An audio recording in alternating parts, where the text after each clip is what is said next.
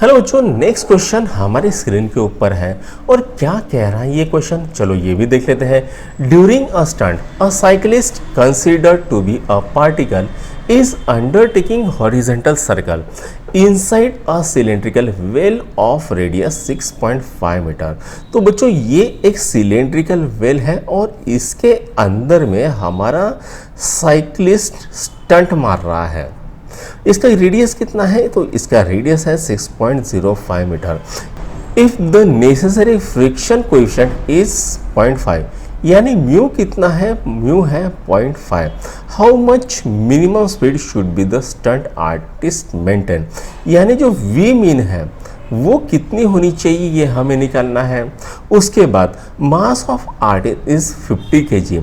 If she or he increases the speed by 20%, अगर वो speed 20% से इंक्रीज कर देता है, how much will the force of friction, जो फोर्स ऑफ फ्रिक्शन रहेगा F, वो कितना होगा ये हमें निकालना है।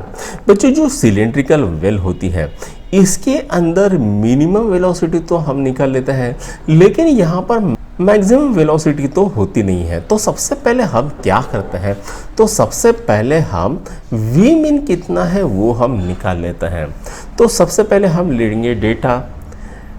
डेटा में क्या है, जो हमारी वेल है उसका रेडियस कितना है? तो वो है 6.05 मीटर।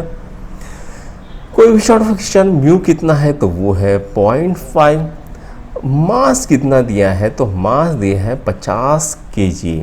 तो जो वी मीन का फॉर्मूला है वो वी मीन का फॉर्मूला कितना है बच्चों? √rg अपॉन म्यू इसका फॉर्मूला है। r कितना है? तो r है 6.05, g कितना है 10 और म्यू है 0.5। तो मैं क्या करता हूँ, इसको 10 से मल्टीप्लाई कर देता हूँ तो कितना आएगा? 60.5 डिवाइडेड बाय 0.5। तो यहाँ पर दोनों को 10 से अगर मल्टीप्लाई कर देता हूँ तो ये कितना है? 605 डिवाइडेड बाय 5 आ जाएगा। अब इसको अगर मैं सिंप्लीफाई करता हूँ तो ये कितना आएगा? √121, यानी कितना आएगा? 11 मीटर पर सेकंड। तो मिनिमम वेलोसिटी कितनी होनी चाहिए? 11 मीटर पर सेकंड की मिनिमम रफ्तार तो होनी चाहिए। अब हमको क्या निकालना है? उसका फ्रिक्शनल फोर्स निकालना है।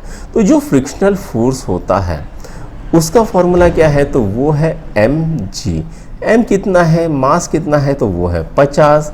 g कितना है? तो वो 10। तो फ्रिक्शनल फोर्स कितना होता है? वो होता है 500 न्यूटन। हमें पूछा गया है if she or he increases the speed by 20%, how much will be the force of friction। तो स्पीड के ऊपर तो ये डिपेंड नहीं करेगी, तो ये जो डिपेंड करेगी ये मास के ऊपर डिपेंड करेगी। जो स्टैटिक फोर्स ऑफ फ्रिक्शन आ रहा है वो कितना आ रहा है? 500 न्यूटन आ रहा है।